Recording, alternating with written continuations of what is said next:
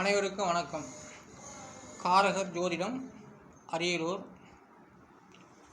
இந்த எண்கணித பிரகாரம் வார்த்தை அடிப்படையில் சொல்லிக் கொண்டு வருகின்றேன்.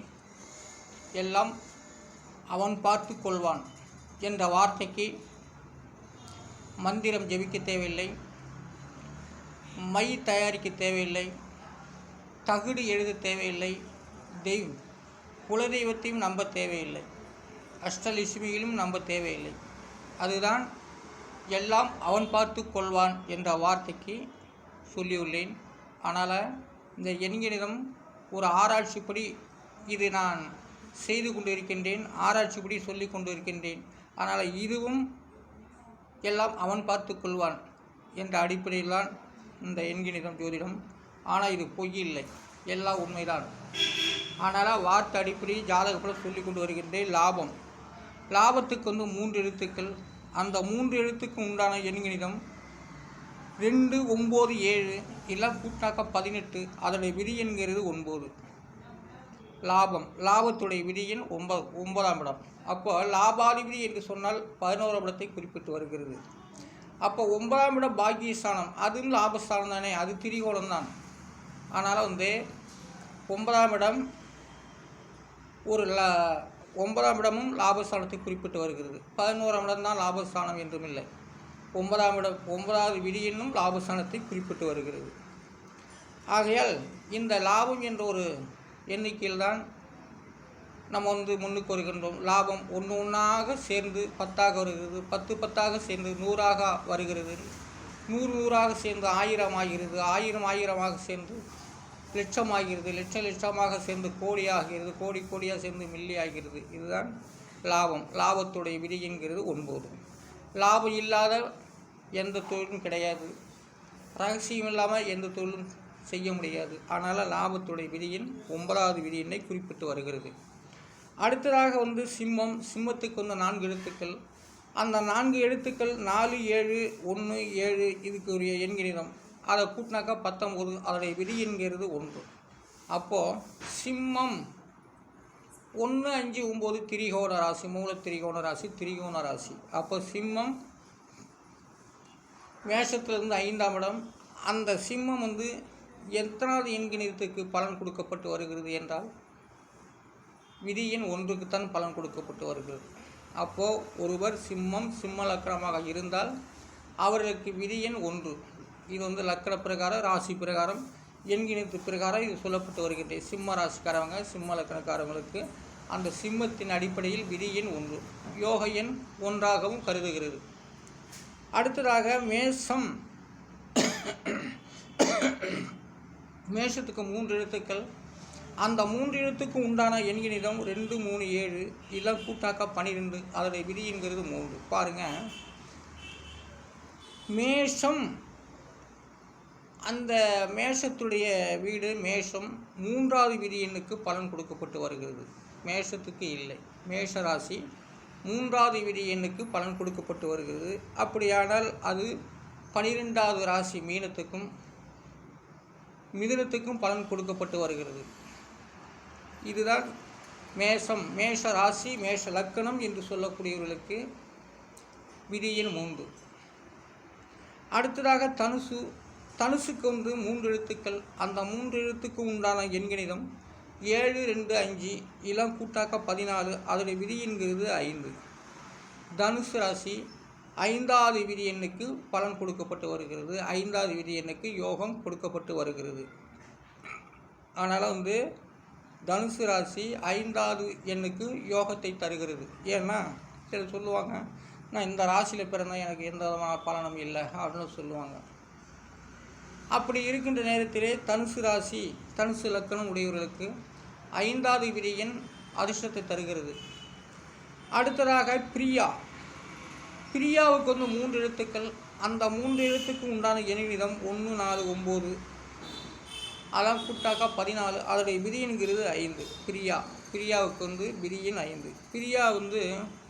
பிரியாவுக்கு அந்த விதியின் 5வது விதி எண்ணு தான் பலன் யோகத்தை தருகிறது. பிரியா 5வது விதி எண். பிரியா விடைபெற்றுலாம் சொல்லுவாங்க. ஆனால் பிரியாவுக்கு விதி எண் 5. அப்போ சிம்மத்தை சிம்ம ராசிக்கு யோகத்தை தருகிறது. பிரியாவுக்கு விதி எண் 5. பிரியாவுக்கு 5வது விதி எண்ணு தான் பலன். அடுத்ததாக சிரியாவுக்கு 3 எழுத்துக்கள் 4 4 9 இதெல்லாம் கூட்டினாக்கா 17. அதோடைய விதி என்கிறது 8. சிரியாங்கிறது ஒரு நாடு இருக்குது. அந்த நாட்டோடைய விதிங்கிறது 8. அப்போ சிரியாவுடைய விதி எண் 8. அடுத்ததாக கொரியாவுக்கு 3 எழுத்துக்கள். அந்த 3 எழுத்துக்கு உண்டான எண்கணிதம் 3 4 9 இதெல்லாம் கூட்டினாக்கா 16. அதனுடைய விதி என்கிறது 7. அப்போ கொரியாவுடைய விதி எண் 7. கொரியா, வடகொரியா, தென்கொரியா சொல்கிறோம் இல்லையா? ஆக மொத்தம் அதில் கொரியாங்கிறது அதனுடைய விதி எண் 7. கொரியா நாட்டுக்காரங்க தான் மிகப்பெரிய விஞ்ஞான ஆராய்ச்சியெல்லாம் கண்டுபிடிச்சிட்டு இருக்காங்க. கொரியாவுக்கு கண்டனம்லாம் தெரிவிக்கிறாங்க பல நாட்டுக்காரங்க. அதனால் கொரியாவுடைய விதி எண் 7. அது 7ஆம் இடம் சமசப்த பார்வையில் வருகின்றது. அடுத்ததாக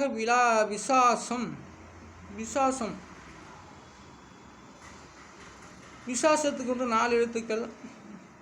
அந்த 4 எழுத்துக்கு உண்டான எண்ணிடம் 6 1 3 7 இதெல்லாம் கூட்டாக்க 17. அதனுடைய விதி என்கிறது 8. அப்போ விசாசம் என்ற விதி எண் 8. விசுவாசம் என்ற வார்த்தைக்கு 5 எழுத்துக்கள். அந்த 5 எழுத்துக்கு உண்டான எண்கணிதம் 6 5 3 3 7 இதெல்லாம் கூட்டினாக்க 24. அதோடைய விதி என்கிறது 6. விசுவாசத்துடைய விதி எண் 6. என்றைக்குமே 6வது எண்ணிக்கிறது ஒரு விசுவாசத்தோடு இருக்கும். மனுஷ மக்களுக்கோ, பறவைகளுக்கோ, ஊர்வலத்துக்கோ, சூரிய சந்திரனுக்கோ, நட்சத்திரங்களுக்கோ, விண்மீனுக்கோ, வானத்துக்கோ, ஆகாயத்துக்கு, பூமிக்கோ, மண்ணுக்கு எல்லாத்துக்குமே விசுவாசமாக இருக்கிறது அந்த 6வது விதி எண்ணு தான். இப்போ குரோதி முடிஞ்சு குரோதி விசுவாசம்னு ஒரு வருஷம் வருது. அது இல்லை, இது விசுவாசமாக இருக்கிறது. அது மனிதர்கள் 6வது விதி எண்ணுக்குத்தான் விசுவாசத்தை காட்டு வருது. தின்ன சொத்துக்கும் நன்றி செலுத்துறது, தின்ன சொத்துக்கு மறுக்காமல் ஒரு நன்மைகள் செய்வதெல்லாம் அந்த விசுவாசம் என்ற ஒரு வார்த்தையினால் அந்த 6ஆம் விதி எண்ணு தான் விசுவாசத்தை ஏற்படுத்தும். விசுவாசம் நினைக்கக்கூடியதாக அந்த 6வது விதி எண்ணு தான். 9 எண்ணில் பாருங்கள், விசுவாசம் 6வது விதி என்ன தான் விசுவாசமாக எல்லாத்தையும் காப்பாற்றும். வேறு ஈசானத்திலே கிரகங்கள் இருந்தாலும் சரி, அவன் வாழ முடியாமல் தவித்து கொண்டு இருந்தாலும் சரி, கெட்ட கிரகத்தனை அவன் கஷ்டப்பட்டு இருந்தாலும் அவனுக்கு விசுவாசமாக ஒரு வருவாய் ஏற்படுத்தக்கூடியது அந்த 6வது விதி எண்ணு தான். அதனால் எண்களுக்கு விசுவாசம் உண்டு. விதி எண் 6. விசுவாசத்துடைய விதி எண் 6. அடுத்ததாக கந்த சஷ்டி 6 எழுத்துக்கள். அந்த 6 எழுத்துக்கு உண்டான எண்கணிதம் 1 5 7 3 5 6 இதெல்லாம் கூட்டாக 27. அதோடைய விதி என்கிறது 9. கந்த சஷ்டி விதி எண் 9. அது முருகனுக்கு கந்த சஷ்டி எழுதியிருக்காங்க. கந்த சஷ்டி அதாவது சஷ்டியை நோக்க சரவண பவர் சிஸ்டர் குதும் இப்படி செங்குதிரையிலும் பாதம் 2 பன்மணி சரங்கி இடம் பாட கிண்கிணியாட என்றெல்லாம் பாட. அது கந்த சஷ்டி. அந்த கந்த சஷ்டியுடைய விதி எண்ணு தான் 9. கந்த சஷ்டியுடைய விதி எண் 9. அப்போ கந்த சஷ்டியில் இந்த பாட்டெல்லாம் எழுதியிருக்காங்க. கவசம் அடுத்ததாக கவசம்.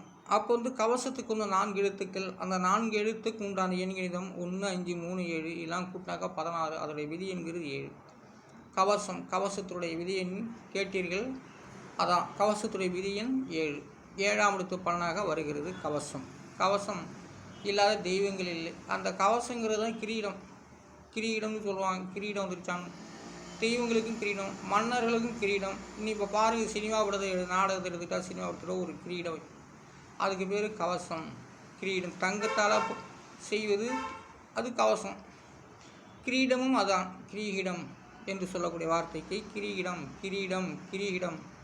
அந்த வார்த்தைக்கு தான் கவசம். அப்போது கவசத்துடைய விதி எண் 7.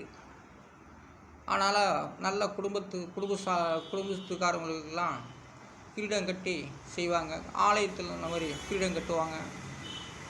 துண்டால் மாலை போட்டு அவங்கள வரவேற்பாங்க. அதெல்லாம் இந்த கவசம் என்று சொல்லலாம். அப்போது கவசத்துடைய விதி எண் 7. ஆனால் நான் வார்த்தை அடிப்படை சொல்லி கொண்டு வருகின்றேன். நான் அரியலூர் மாவட்ட திருஞான சம்பந்த ஜோதிடர். இந்த யூடியூப் சேனலில் வந்து என்னுடைய கேலரியில் வந்து யாரோ ஒருவர் டெய்லியும் வந்து சாமி படத்தை போட்டுட்ருக்காங்க. அந்த சாமி படம்னா அந்த சாமி படம் அவருக்கே அள்ளி தந்தானே, எனக்கா அள்ளி தரப்போகுது அவருடைய சாமி படம்? ஏன் அவர் வந்து எனக்கு வந்து கேலரியில் வந்து என் கேலரியில் வந்து சாமி படையிலே போட்டுட்ருக்காரு? என்ன காரணம்? எதுக்காக போடுறாரு? எனக்கு என்ன அந்த சாமி தரப்போதா?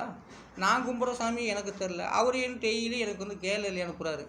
ஆனால் வாட்ஸ்அப் நம்பர் அனுப்புனா அவர் நம்பர் வந்து நான் கொக்கி போட்டுருவேன்.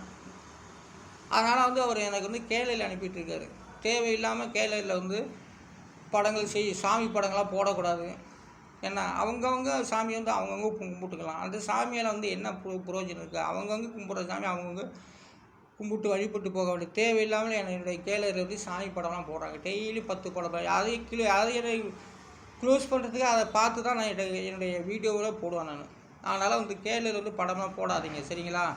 அதனால் வந்து தொழில்நுட்பு தெரிஞ்சு கேலரியில் படம் போடக்கூடாது, தெய்வ படங்கள் போடக்கூடாது. அதனால் வந்து வாட்ஸ்அப்பில் வந்து என்னுடைய நம்பர் மூலமாக எதையுமே வந்து எந்த விதமான ஒரு சாமி படங்கள் போடக்கூடாது என்பதை நான் தெரிவித்துக் கொள்கிறேன். இந்த வீடியோக்கள் பார்ப்பவர்கள் மெசேஜ் மூலமாக எந்த விதமான கெட்ட படங்கள் போடக்கூடாது, செக்ஸ் படம் போடக்கூடாது, வீடியோக்கள் மூலமாக வீடியோலாம் அனுப்பக்கூடாது. அதனால் மெசேஜ் மூலம் ஃபோன் போடக்கூடாது என்பதெல்லாம் நான் தெரிவித்துக் கொள்கிறேன். நன்றி, வணக்கம்.